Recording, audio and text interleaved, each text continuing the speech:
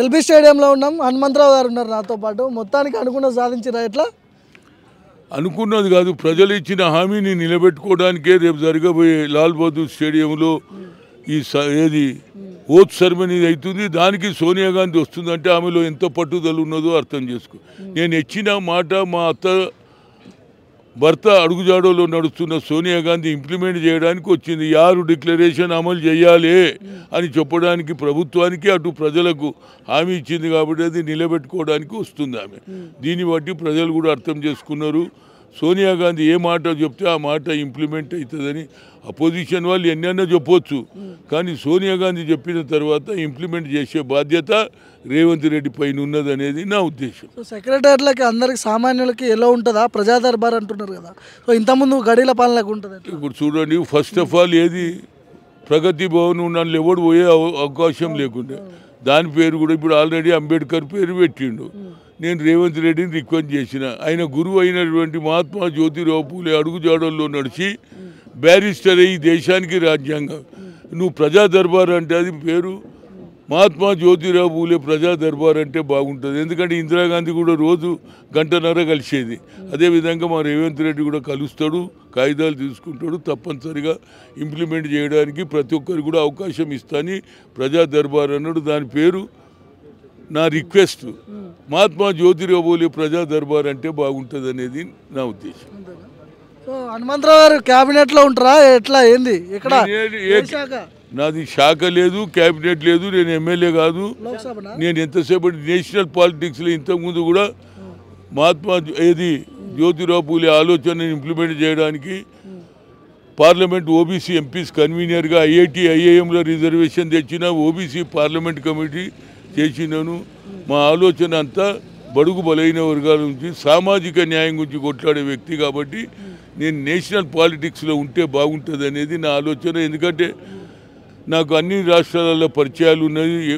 9-10 రాష్ట్రాలలో ఏసీ సెక్రటరీగా పనిచేసిన నన్ను చాలామంది గుర్తిస్తారు. నాకు భాష కూడా ఉర్దూ హిందీ కలిపి మాట్లాడతా కదా, అక్కడ ప్యూర్ హిందీ మాట్లాడతారు. నేను 2 మిక్స్డ్ కొట్టంగానే జబర్దస్త్ అరే క్యా బాత్ కరారే భయ్ అంటారు. అందుగురించి అక్కడ ఉంటే బాగుంది. మల్లారెడ్డి లాంటి వాళ్ళు కబ్జా కోర్లు వాళ్ళు వద్దామని చూస్తున్నారు. మీ పార్టీలకి రాణిస్తావా లేదా? చూడండి, ఇప్పుడే అవసరం లేదు, మాకు సఫిషియెంట్ ఉన్నాగా మళ్ళీ తీసుకొని లేని పంచాయతీ వచ్చిన తెల్లారి నుంచి మళ్ళీ ఇది అంటారు. దానికి ఏదైనా రేవంత్ రెడ్డి తెలివిగల్లోడు, ఆ ఆలోచన కూడా చేస్తాను. నేను కూడా పార్టీలో సీనియర్ నాయకుడిగా ఉన్నారు కాబట్టి మీ అభిప్రాయం చెప్పాలి. మా అభిప్రాయం ఆయన అడిగితే చెప్తా. పివి నరసింహారావు జరుగుతున్నాయి, ఆల్రెడీ రావడానికి ప్రయత్నిస్తున్నాడు. ప్రయత్నం చాలా మంది చేస్తారు. ఎక్కడ అవా ఉంటే అక్కడ వస్తేందుకు వస్తారు. ఇప్పుడు హనుమంతరావు వచ్చినట్టు ప్రెస్ వాళ్ళు రాలే నా దగ్గరికి ఏమన్నా చెప్తాడని, అట్లనే వాళ్ళు కూడా వస్తారే. కానీ ఇప్పుడు అవసరం లేదు, మనకు సఫిషియెంట్ ఉన్నది. వాళ్ళని తీసుకుంటే లేని పని ఇప్పటికే హెవీ బర్డన్ అయితే మళ్ళీ వాళ్ళు లోపలికి వచ్చి మళ్ళీ పుల్లలు పెట్టే పని ఉంటుంది. కాబట్టి కొన్ని రోజులు నడవని ఇచ్చిన హామీలు నిలబెట్టుకున్నాక అప్పుడు ఏదన్నా ఆలోచన ఉంటే వాళ్ళు హైకమాండ్ ఆలోచన చేస్తారు, రేవంత్ రెడ్డి చేస్తారు. దీని మీద నా సజెషన్ అవసరం లేదు. రేవంత్ రెడ్డి తెలివిగల్లోడు, సరి అయిన సమయంలో సరి అయిన నిర్ణయం తీసుకుంటాడు. మొదలు ఆయన ప్రియారిటీ 6 డిక్లరేషన్, అది పై 100 రోజుల్లో అమలైతే 6 గ్యారంటీలు 5 డిక్లరేషన్ అంటారు కదా. ప్రయత్నం చేస్తాం. రెడీగా ఉన్నారు అక్కడ కేటీఆర్ హరీష్ రావు ఎక్కడానికి అసెంబ్లీలో మీద ఎక్కడానికి రెడీగా ఉన్నారు. వాళ్ళు ఎక్కేందుకు మేము కూడా డబుల్ ఎక్కేందుకు రెడీగా ఉంటాం కదా. ఎందుకంటే మాకు మెజార్టీ ఉన్నది. ఇంతకుముందు మెజార్టీ ఉన్నది, అందరినీ బయటికి పంపించిండు కదా. మేము కూడా అది చెయ్యము. ఆ ఛాన్స్ ఇవ్వకుండా చూడాలని కేసీఆర్. ఎందుకంటే నిన్నటిదానిక నువ్వు ప్రభుత్వంలో ఉన్నావు, నోరు ఇప్పనీయలేదు. ఇవాళ మాకు కూడా మెజార్టీ ఉంది, జర లెక్కతోటి ఉంటే బాగా. అనవసరంగా 2 దగ్గర నిలబడితే ఓడిపోతుంది. ఇది అహంకారం అంటారు దీనికి. ఏది కామారెడ్డిలో పోయి గెలుస్తాను, ఎట్లా గెలిచినవరా బాబు? అందుగురించి 2 సార్లు జర పవర్లు వచ్చినాక ఇట్లుంటుంది. అదే దెబ్బతిన్నది అనేది నా ఉద్దేశం. ఇప్పుడు అసెంబ్లీకి కేసీఆర్ వచ్చేది సిచ్యువేషన్ కనిపిస్తుందా?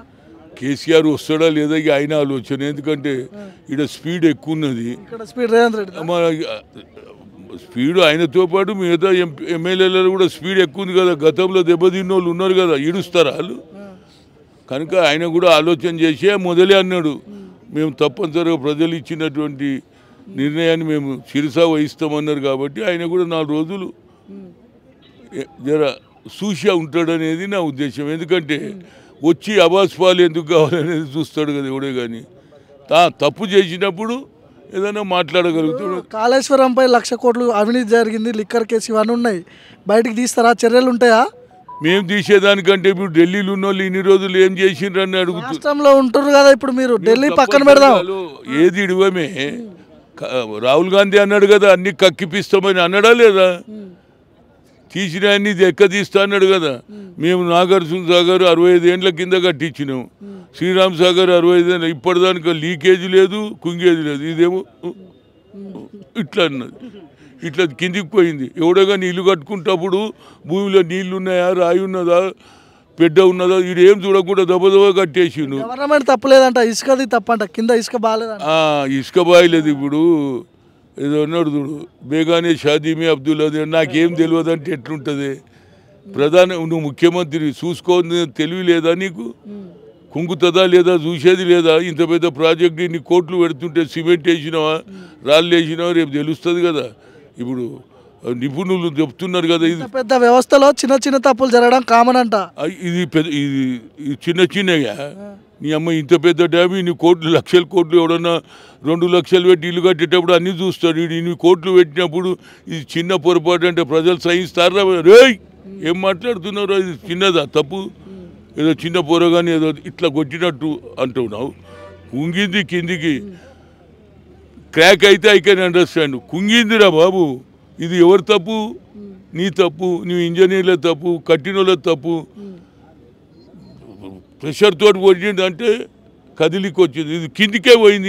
ఇది ఎక్కడ పంచాయతీరా పోయి, నేనైతే ఏడ చూడలే. 1,00,000 కోట్లు కక్కిస్తారా మరి? 1,00,000 కోట్లు ఇక దానికి మేము ప్రయత్నం తప్పనిసరిగా చేస్తే మరి ఎంత కక్కిస్తామనేది వెనకసిరి సంగతి, కానీ కక్కియాలి అనేది మా ఉద్దేశం. ఇప్పుడు పార్లమెంట్లో ఉంటారా? లోక్సభ నుంచి పోటీ మీది? పార్లమెంటే నిలబడాలని నేను మొదటి నుంచి కేంద్ర కేబినెట్లో మంత్రిగా ఉంటారు అంతేనా? చూడండి, రాహుల్ గాంధీ ప్రధానమైతే కేంద్ర కేబినెట్లో వస్తే అప్పుడు నువ్వు మైక్ పెడితే మాట్లాడతా. రైట్.